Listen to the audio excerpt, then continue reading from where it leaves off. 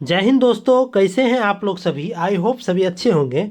आज हम लोग साइंस का सेट नंबर 121 को करेंगे। उससे पहले जो भी चैनल को सब्सक्राइब नहीं किए हैं, चैनल को सब्सक्राइब कर ले और बेल आइकन को भी दबा ले, ठीक। और इसका पीडीएफ हमारे Telegram channel knowledge world PDF पर अपलोड कर दिया गया है और टेलीग्राम चैनल का लिंक इस वीडियो के डिस्क्रिप्शन में दे दिया गया है।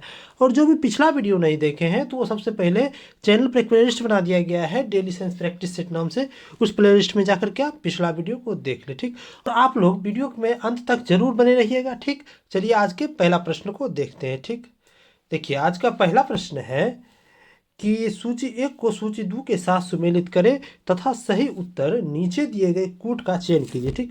देखिए सूची एक में क्या दिया है, कुछ उपकरण दिया हुआ है, ठीक ना। और सूची दो में दिया है कि मापन की राशि, मतलब उस उपकरण से किसी चीज को मापा जाता है, ठीक ना। देखिए ए में दिया है आपके ए मीटर से क्या मापा जाता है, तो ये विद्युत धारा मापा जाता है, ठीक ना। ए मिलेगा आपको 3 के साथ, ठीक।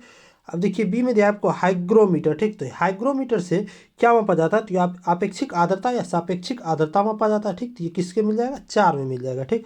अब देखिए स्प्रिंग तुला जो होता है इससे क्या मापा जाता है, देखिए स्प्रिंग तुला जो होता है इससे आपको भार मापा जाता है, ठीक। देखिए बैरोमीटर से क्या मापा जाता है, तो इससे दाब मापा जाता है, ठीक। देखिए किस ऑप्शन में दिया हुआ है, देखिए ऑप्शन ए का देखिए 3, ए का 3 देखिए ऑप्शन नंबर बी में दिया हुआ है, ठीक।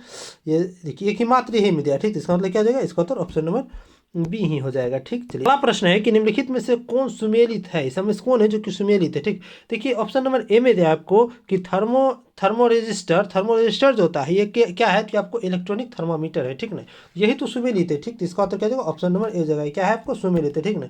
ये संधारित्र क्या है, तो ये संधारित्र जो है ना ये आपको क्या करता है कि आवेश को जो है ना भंडार करता है, ठीक ना। आवेश और ऊर्जा को भंडार करता है, ठीक ना।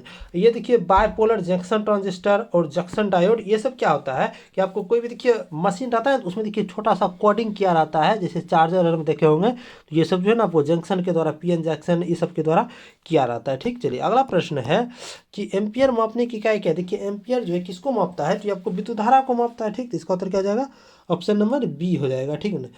इसका उत्तर ऑप्शन नंबर बी हो गया, ठीक। चलिए अगला प्रश्न है कि दाब की इकाई क्या होता है। देखिए दाब का इकाई क्या होता है, तो पास्कल होता है, ठीक। देखिए दाब बराबर फॉर्मूला क्या होता है, देखिए दाब बराबर होता है आपको बल बटा क्षेत्रफल, ठीक। दाब बराबर होता है बल बटा क्षेत्रफल, ठीक। तो इसका देखिए हम मात्रक निकालेंगे, यानी इसका यूनिट निकालेंगे, तो क्या देखिए बल का होता है आपको न्यूटन और क्षेत्रफल होता है क्या मीटर स्क्वायर। क्या हो गया आपको कि न्यूटन प्रति मीटर स्क्वायर हो जाएगा, ठीक। ये मीटर स्क्वायर को ही वर्ग मीटर भी कहा जाता है, ठीक। तो इसका उत्तर क्या हो जाएगा, ऑप्शन नंबर ए हो जाएगा, ठीक। चलिए अगला प्रश्न है कि डॉप्सन इकाई का प्रयोग किया जाता है किस चीज़ को मापने। देखिए डॉप्सन जो होता है ये आपको प्रयोग होता है आपको ओजोन परत की मोटाई मापने के लिए कीजिए, किसका प्रयोग किया जाता है, तो ये आपको डॉप्सन का प्रयोग किया जाता है, ठीक। तो इसका उत्तर क्या हो जाएगा, ऑप्शन नंबर सी हो जाएगा, ठीक। अब देखिए डॉप्सन में क्या होता है, देखिए एक डॉप्सन इकाई, देखिए एक डॉप्सन यूनिट बराबर क्या होता है आपको, तो ये कि एक डॉप्सन यूनिट बराबर होता है आपको 2.69 गुना 10 के पावर 20 ओजोन अणु प्रति वर्ग किलोमीटर होता है, ठीक। चलिए अगला प्रश्न है कि आवृत्ति को मापा जाता है, देखिए आवृत्ति मापा जाता है किस चीज़ में, तो हर्ट्ज में मापा जाता है, ठीक। तो इसका उत्तर क्या हो जाएगा, ऑप्शन नंबर ए हो जाएगा हर्ट्ज, ठीक। देखिए मानव द्वारा जो श्रव्य ध्वनि होता है कितना कितना आवृत्ति का होता है, ये आपको 20 से 20,000 हर्ज तक के ध्वनि को जो है मानव आसानी से सुन सकता है, ठीक। चलिए अगला प्रश्न है कि प्रकाश सीधी रेखा में चलता प्रतीत होता है क्यों। देखिए प्रकाश जो होता है ये आपको सीधी रेखा में चलता हुआ प्रतीत होता है, इसका देखिए मुख्य कारण क्या है। देखिए प्रकाश का तरंगदैर्घ्य और विवर्तन क्या होता है कि इसका बहुत छोटा होता है, ठीक ना, जिसे हम नंगी आंख से भी नहीं देख पाते, ठीक ना। इसी कारण से जो है ये देखिए आपको चलता है तो सीधी रेखा में, वास्तविक में तो नहीं लेकिन जो है दिखता है सीधी रेखा में, ठीक ना, क्योंकि इसका तरंगदैर्घ्य और विवर्तन बहुत छोटा होता है, तो अगर ये थोड़ा सा विक्षेपित भी होता है तो पता उतना नहीं चल पाता, ठीक ना।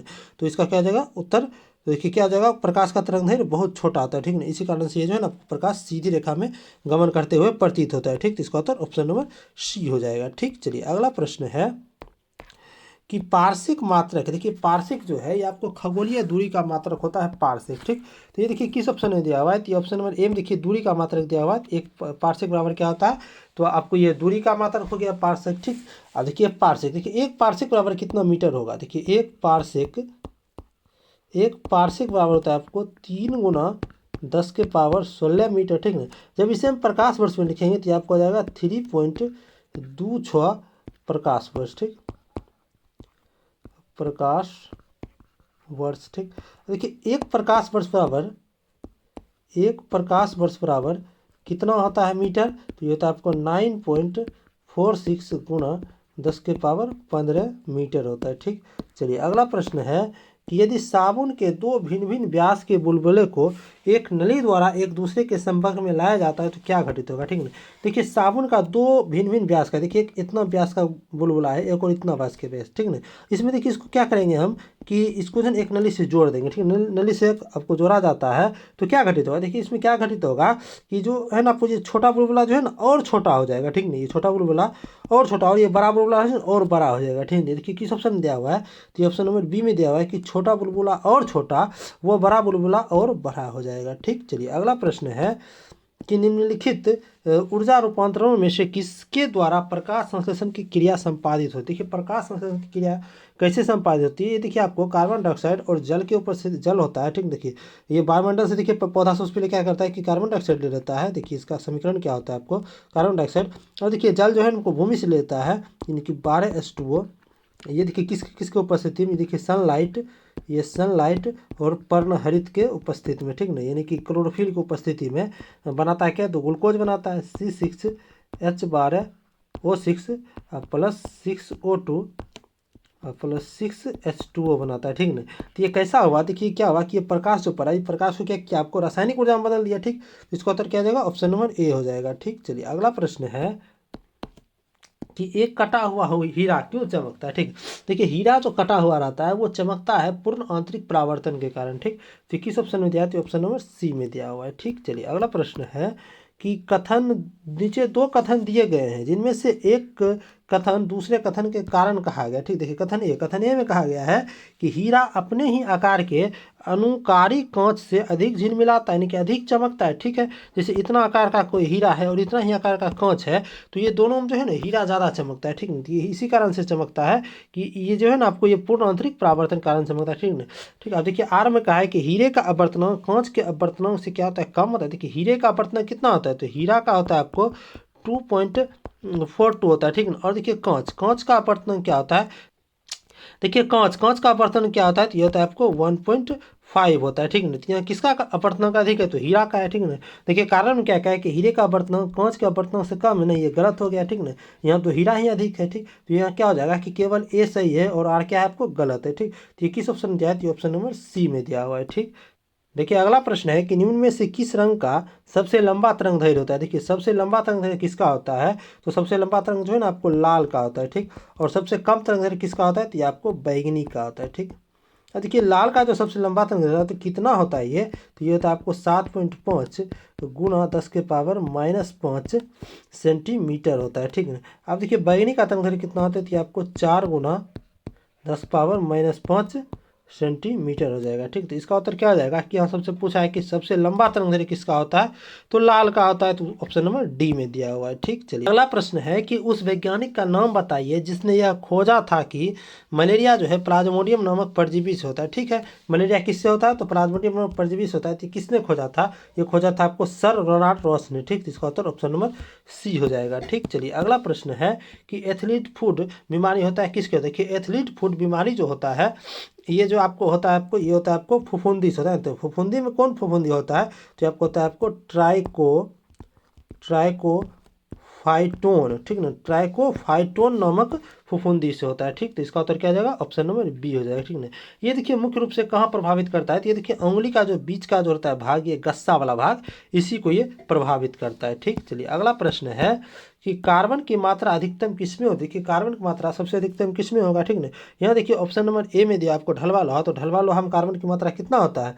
तो यहाँ पर होता है आपको 3.5 से लेकर के 3.5 से 4.5 तक होता है। ठीक, ये देखिए पिटवा लोहा, तो पिटवा लोहा में कितना होता है, यहाँ पर आपको 0.04 से 0.08% तक होता है। ठीक, अब देखिए स्टील में कितना होता है आपको कार्बन का प्रतिशत, तो स्टील में होता है आपको 1.5%। ठीक, अब है मिश्र धातु स्टील, तो मिश्र धातु स्टील में कितना होता है कार्बन का प्रतिशत, तो 0.1 से 1% होता है। ठीक नहीं, यहाँ हमसे क्या पूछा है, कार्बन की मात्रा अधिकतम किस में होती है, तो अधिकतम यहाँ देखिए किस में है, तो 5 से 4.5 है, तो ये 3.5 से 4.5 है, तो ये किस में है, तो ये आपको ढलवा लोहा में। ठीक, इसका उत्तर ऑप्शन नंबर ए हो जाएगा, ढलवा लोहा। ठीक, चलिए अगला प्रश्न है कि निम्नलिखित में से कौन सा रवा नहीं, इस में से कौन है जो कि रवा नहीं है। रवा को ही क्या कहा जाता है, तो क्रिस्टल कहा जाता है। ठीक, देखिए सबसे पहले समझिए क्रिस्टल कौन कौन है। देखिए क्रिस्टल का कुछ क्रिस्टल का उदाहरण है, जैसे देखिए नमक हो गया, नमक, चीनी, हीरा,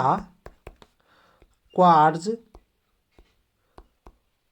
क्वार्ज हो गया, बर्फ हो गया, ग्रेफाइट हो गया, ये सब क्या आपको, तो ये आपको क्रिस्टल है। ठीक नहीं, यहाँ क्रिस्टल नहीं बोला है, तो ये क्या हो जाएगा आपको, देखिए हीरा आ ही गया, क्वार्ट्ज आ ही गया, ग्रेफाइट आ ही गया, लेकिन यहाँ गंधक नहीं इस उदाहरण में आया। ठीक, जिसका उत्तर क्या हो जाएगा, ऑप्शन नंबर सी हो जाएगा, गंधक। ठीक, तो गंधक क्या है, तो ये क्रिस्टल नहीं है। ठीक, चलिए अगला प्रश्न है कि रासायनिक रूप से सूखी बर्फ क्या। देखिए रासायनिक रूप से जो सूखी बर्फ होता है उसे कहा जाता है आपको ठोस कार्बन डाइऑक्साइड को क्या कहा जाता है आपको, तो शुष्क बर्फ कहा जाता है। ठीक, तो इसका उत्तर ऑप्शन नंबर डी हो जाएगा। ठीक, चलिए अगला प्रश्न है कि निम्न तत्वों में से किसमें न्यूट्रॉन नहीं होता है। देखिए न्यूट्रॉन जो होता है ये आपको हाइड्रोजन में नहीं होता है। ठीक, तो इसका उत्तर क्या हो जाएगा, ऑप्शन नंबर सी हो जाएगा। ठीक नहीं, देखिए हाइड्रोजन का 3 समस्थानिक है। ठीक, देखिए 3 में कौन कौन, देखिए पहला आपको प्रोटियम, प्रोटियम में क्या होता है आपको, तो ये प्रोटियम में जो है ना आपको न्यूट्रॉन नहीं होता है। ठीक नहीं, प्रोटियम को ही आप मूल रूप से इसमें हाइड्रोजन माना जाता है। ठीक नहीं, दूसरा देखिए ड्यूटेरियम जो होता है, ड्यूटेरियम, इसमें जो है ना आपको न्यूट्रॉन, एक न्यूट्रॉन होता है। ठीक ना, और तीसरा आपको ट्राइटियम, तो ट्राइटियम में जो है आपको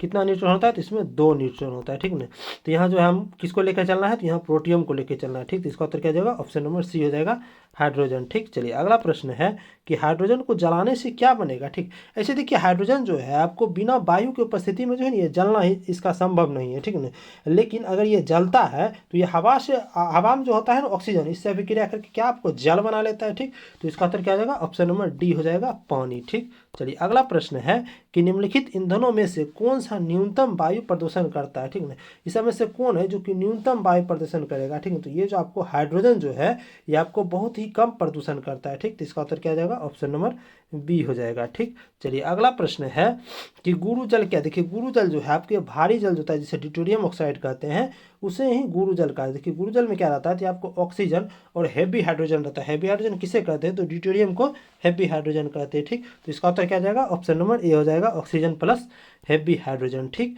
चलिए अगला प्रश्न है कि ईस्ट, ईस्ट और मशरूम क्या है। देखिए ईस्ट और मशरूम जो है ये आपको नग्न बीजी यानी कि जिम्नोस्पर्म है। ठीक, तो इसका उत्तर क्या जाएगा, ऑप्शन नंबर बी हो जाएगा। ठीक, चलिए अगला प्रश्न है कि जंतु कोशिका में निम्न में से क्या अनुपस्थित रहता है। देखिए जंतु कोशिका में जो होता है वो देखिए पादप कोशिका और जंतु कोशिका में देखिए क्या अंतर मुख्य रूप से है कि देखिए जंतु कोशिका में क्या होता है आपको, ये जो बाहरी कोश होता है ये आपको कोशिका झिल्ली का होता है। ठीक, कोशिका झिल्ली का होता है। ठीक ना, लेकिन जो पादप कोशिका होता है उसका जो बाहरी पृष्ठ मतलब बाहरी भाग जो होता है ये आपको क्या होता है, तो कोशिका भित्ति होता है। ठीक, तो ये कोशिका भित्ति जो है ना आपको सेलुलोज का बना होता है। ठीक ना, यहाँ हमसे क्या पूछा है कि जंतु कोशिका में क्या अनुपस्थित हो जाती है, यही तो अनुपस्थित रहता है कि सेलुलोज की कोशिका भित्ति। ठीक, चलिए अगला प्रश्न है कि मानव शरीर की कोशिकाओं में पाए जाने वाले गुणसूत्र जोड़ों की संख्या क्या है। देखिए मानव शरीर में जो है आपको गुणसूत्र का टोटल 23 जोड़ा पाया जाता है। ठीक, तो इसका उत्तर क्या जाएगा, ऑप्शन नंबर सी हो जाएगा। ठीक, चलिए आज का अंतिम प्रश्न था। अगर आपको वीडियो अच्छा लगा हो, अगर आपको लगता है कि वीडियो आपके लिए थोड़ा सा भी यूजफुल है तो वीडियो को आपके पास जितना भी स्टडी रिलेटेड ग्रुप है सभी में आप वीडियो को शेयर कर दें और चैनल को भी सब्सक्राइब कर लें तथा वीडियो को लाइक कर लें। ठीक, और आप अपना फीडबैक कमेंट बॉक्स में जरूर दें। ठीक, और इसका पीडीएफ हमारे टेलीग्राम चैनल नॉलेजेबल पीडीएफ पर अपलोड कर दिया गया है और टेलीग्राम चैनल का लिंक इस वीडियो के डिस्क्रिप्शन में दे दिया गया है। और जो भी पिछला वीडियो नहीं देखे हैं तो वो चैनल के प्लेलिस्ट में जाकर के पिछला वीडियो को देख सकते हैं। ठीक, और चलिए वीडियो में अंत तक बने रहने के धन्यवाद। मिलते हैं अगले वीडियो में।